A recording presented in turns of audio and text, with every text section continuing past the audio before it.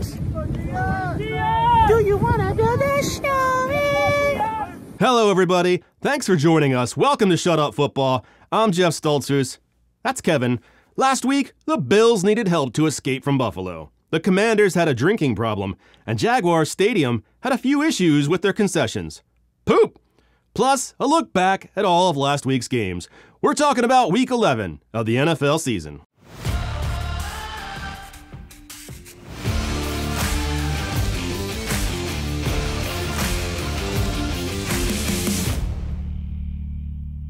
We'll recap the games in a second, but first, it's barely news. The Bills-Browns game had to be moved after a winter storm slammed the city of Buffalo. The stadium was blanketed in 6 feet of snow, as seen here using Kyler Murray for scale. The game was moved to Ford Field in Detroit, but first, they had to pack up the circus to make room for their own. But how would players even get there? Bills fans answered the call, sweating craft beer and ignoring table bruises to shovel out their beloved team, and hopefully, nobody else along the way. You want help? Learn how to punt or play guard or something.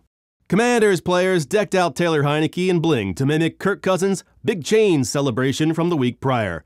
Just one problem, he was seen holding Busch Light beer. On the team plane, that's a big no-no, and Commissioner Beefsuit was quick to send a message to all teams, reminding them of the policy. The league doesn't plan to directly discipline them, as they were satisfied it would be handled within the organization, because that organization is run so well. No word yet on just what the punishment will be, so probably just more Busch Light beer, I think. TIAA Bank Stadium, home of the Jacksonville Jaguars, was cited for 129 health violations after a recent inspection, including 2 dead rodents and 159 rodent droppings. Who counts rodent droppings so accurately? Like, don't you just get to like a certain point and then you just start rounding? Delaware North, which runs the concessions, said they follow the highest standards in food service. But I doubt that, said 2 dead rats covered in feces. Wait, so the Turd Burger Bolognese wasn't on the menu? Ew. To be fair, most of the issues were resolved within 24 hours, so eat up, Jags fans! It's mostly okay. On last week's Inside the NFL, Brandon Marshall and Julian Edelman revealed this. If the Jets win, it's straight up, right? Straight up. You have to get a Jets tattoo and vice versa. It's just simple. I can't believe 2 men who spent years getting hit in the head would treat their bodies so recklessly.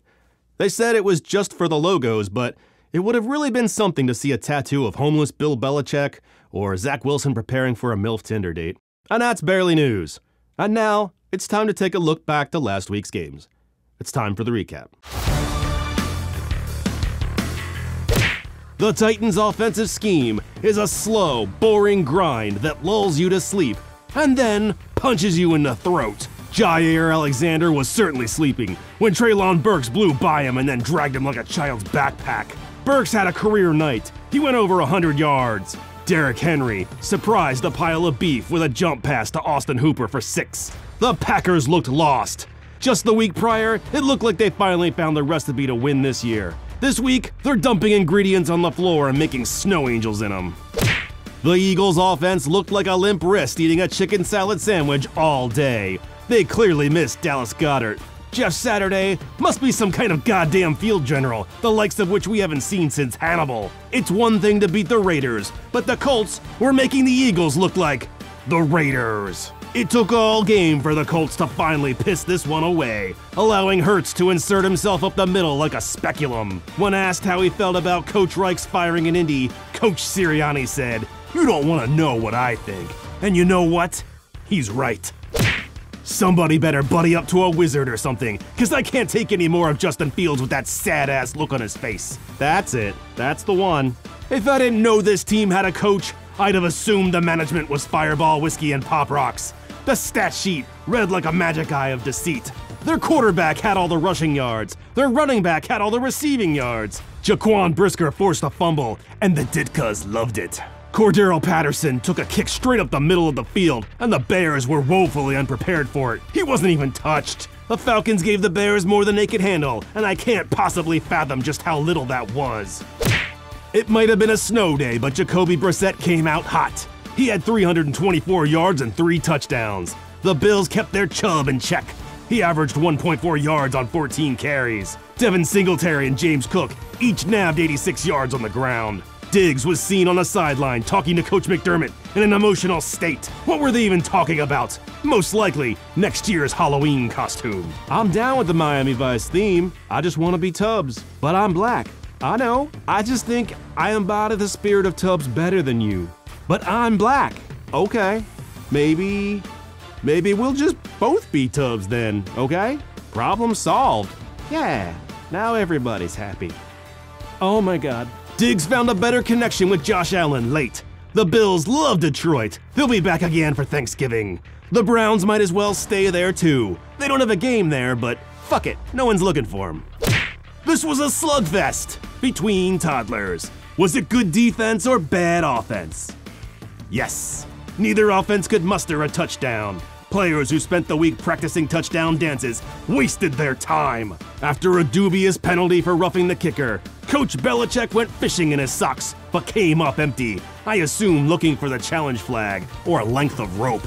Coach Saleh characterized his offense's second half effort as dog shit. The lone touchdown of the game came from a Patriots punt return. After the game, Brandon Marshall rowed a small boat out to sea, tied his cell phone to a cinder block, and pitched it overboard. You know who won't stop calling. These teams are two well-timed disasters. Andy Dalton had a near-perfect passer rating, which rolls off the tongue like hair. He threw 3 touchdowns, hitting Johnson, Landry, and Olave. Stafford found Tutu Atwell for a 62-yard touchdown. That was fun. Let's never do it again. The win likely brought Dalton another week at the helm, but he has to know that Jameis is lurking in the water, just beneath the surface, ready to strike like a shark with a fragile soul that eats dubs and steals crab legs. Sweet sangria, the Lions got another one. The Giants turned the ball over 3 times. Daniel Jones was picked off twice. It was Aiden Hutchinson and Kirby Joseph, who after the pick did this. Are all NFL players secret gymnasts?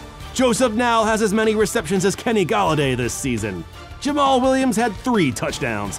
Jared Goff called Williams their horse, and I'd have to agree, because they rode him like Seabiscuit. Rookie wideout Jamison Williams should be back any day now. Jared Goff's probably already practicing overthrowing him. Baker Mayfield returned to the starting lineup, and so did his interceptions. Steve Smith called him a donkey, and that's not fair.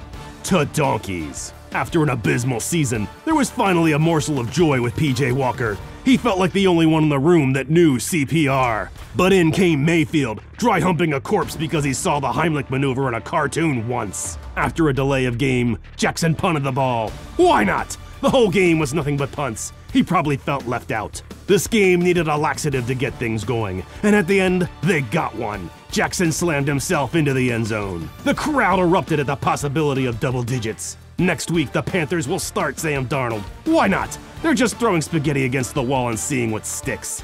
I think there are still a few quarterbacks from the 2018 class that aren't on your roster yet. I don't take pride in the Commanders, but they sure are fun to watch. Like a warehouse fire. Davis Mills was sacked 5 times and spent the day running for his life. A smart move considering the Manders were dropping bodies. John Ridgway suplexed Dameon Pierce like it was WWE. And though a fine is most definitely on the way, Jonathan Allen revealed that the defensive line will split it 4 ways. That's just nice. Ridgway should have pinned him, and when the ref threw a flag, pin him too. After the game, Coach Rivera made an announcement. Carson Wentz, seen here murdering Taylor Heinicke with his mind, would remain the backup despite being healthy. When asked why he made the decision, Coach Rivera had one explanation. Winning. Yeehaw! Here comes Trigger, or Donkey. I don't know what it's called. It's a horse. What's it need a name for anyway? It's not like it's getting mail. In an effort to save his job, Coach Hackett stopped doing part of it.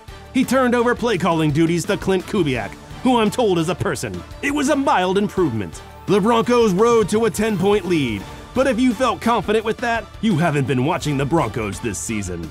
They dragged this bitch to overtime, where the Raiders won the coin toss, and honestly, they should have just called it right then. Give the Broncos the coin as a keepsake, or bus fare home. Devontae Adams was somehow left completely uncovered, and drove a stake through the heart of this game, and every Broncos fan. This game had everything. Skinny white guys looking at things, huggy Josh McDaniels, and don't forget, unlimited diarrhea. despite Dak Prescott's best effort, he could not start the lawnmower. After a huge win over the Bills, the Cowboys absolutely incinerated the Vikings. The score was ridiculous, like a child made it up because his smooth prefrontal cortex couldn't comprehend the limits of what was possible in this world. Kirk Cousins was sacked 7 times and fumbled once. Rumor has it they took his carcass with, mounted it over the fireplace of their communal lodge, and during especially harsh winters, as they sip chamomile tea and write free verse poetry, they look up at it with a smirk and think, yeah, you like that. Everybody's favorite Ewok, Ezekiel Elliott, scored 2 touchdowns. Tony Pollard had 189 yards from scrimmage and 2 touchdowns. We found our formula, said Pollard, which I assume consists of outscoring your opponent by a margin of 13-1. Yeah, just do that every time.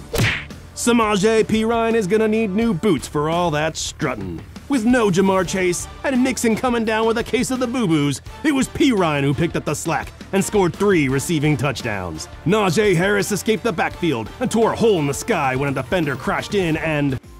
Now I'll bet you wondering how I got here. Truth is, sometimes I wonder myself. We don't have time for that. Najee scored 2 touchdowns. T. Higgins broke out for 148 yards. TJ Watt picked off a pass at point-blank range.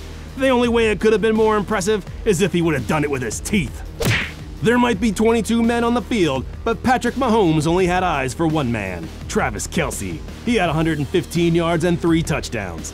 Joshua Palmer had a big night too, 100 yards and 2 touchdowns. After one, he got zen. But how can you find peace knowing Travis Kelce's still out there scoring touchdowns? Long after they turn out the lights and everyone's nestled comfortably in their beds, he'll still be out there spiking balls in the end zone. 3 touchdowns? During the game, maybe. These are just the ones we know about. Kadarius Toney left early. He suffered a hamstring injury. Somehow, he spidey sensed he'd been inserted into fantasy football lineups across the globe, and his hamstring snapped like a 4th grader's violin bow under the pressure. Someone call the Giants and see what their return policy is. Welcome to Mexico. Estadio Azteca was supposed to be a home game for the Cardinals, but it was pretty clear it wasn't. Jimmy Garoppolo exploded for 4 very handsome touchdowns.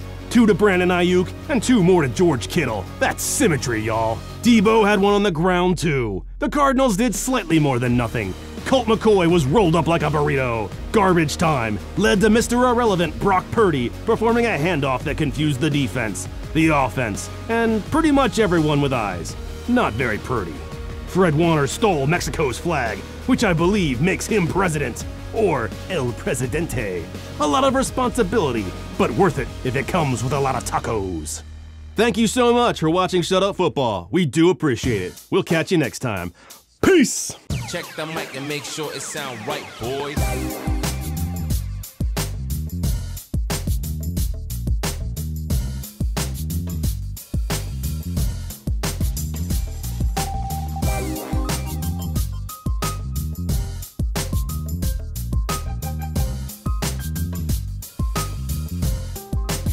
It sound right, boy. To donkeys.